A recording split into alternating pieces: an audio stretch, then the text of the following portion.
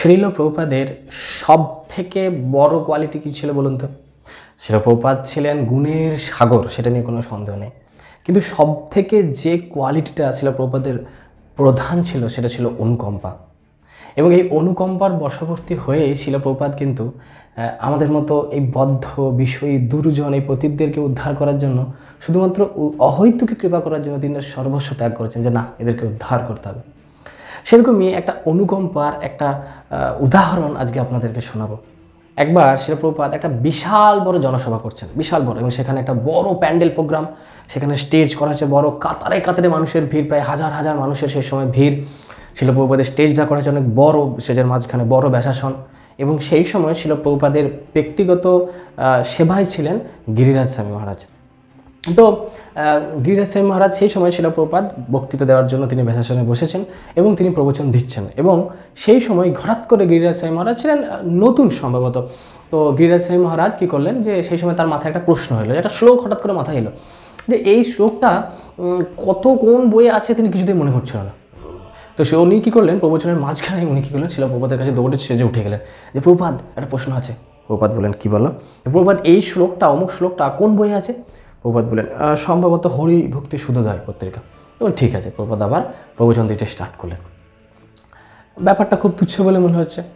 অনেক দিন পর সেই সময় গিরিরাজ স্বামী মহারাজ তখন প্রবীণ, এবং তিনি একটা জায়গায় প্রবচন দিচ্ছেন, এবং সেই সময় কোনো এক ভক্ত কোনো একটা কথা বলার জন্য গিরিরাজ স্বামী মহারাজ কাছে গেছেন, এবং তিনি খুব রেগে গেছেন যে প্রবচনের মাঝখানে আমরা কনসেন্ট্রেটের সাথে আমি যখন প্রবচন দিয়েছি, তুমি তুচ্ছ তুচ্ছ প্রশ্ন নিয়ে তুমি আমাকে ডিস্টার্ব করছো।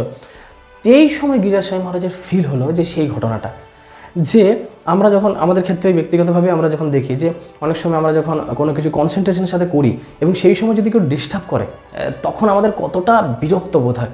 কিন্তু সেই সময় দেখুন এত বড় প্রোগ্রাম, শ্রীল প্রভুপাদ কতটা মনোযোগ সহকারে শ্রীল প্রভুপাদ তাদেরকে শ্রবণ করাচ্ছেন। সেই সময় একটা সামান্য উত্তর নেওয়ার জন্য শ্রীল প্রভুপাদ কাছে গেছেন, কিন্তু শ্রীল প্রভুপাদ একদম ক্রুদ্ধ হননি। শ্রীল প্রভুপাদ খুব পোলাইটলি, খুব বিনম্রভাবে শ্রীল প্রভুপাদ উত্তর দিয়েছেন।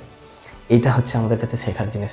আমাদের শ্রীল প্রভুপাদ ছিলেন স্বরবেগ, বাচবেগ, মনসবেগ, ক্রোধবেগ, এই সমস্ত স্বরবেগ থেকে তিনি দূরে ছিলেন।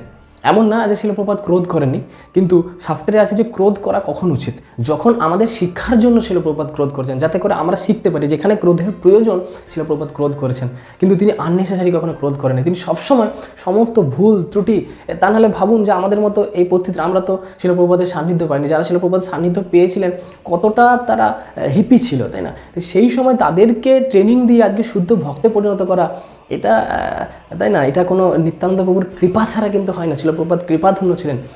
একটা জগাই মাদায় নয়, শ্রীল প্রভুপাদ কত হাজার হাজার জগাই মাদাইকে উদ্ধার করেছেন, এবং এখনও আমাদের মতো জগাই মাদাইকে উদ্ধার করার জন্য তিনি তৎপর রয়েছেন। তো সেই জন্য আমাদের এই বোধটা আমাদের আসা উচিত যে শ্রীল প্রভুপাদ আমাদের জন্য কি করেছেন।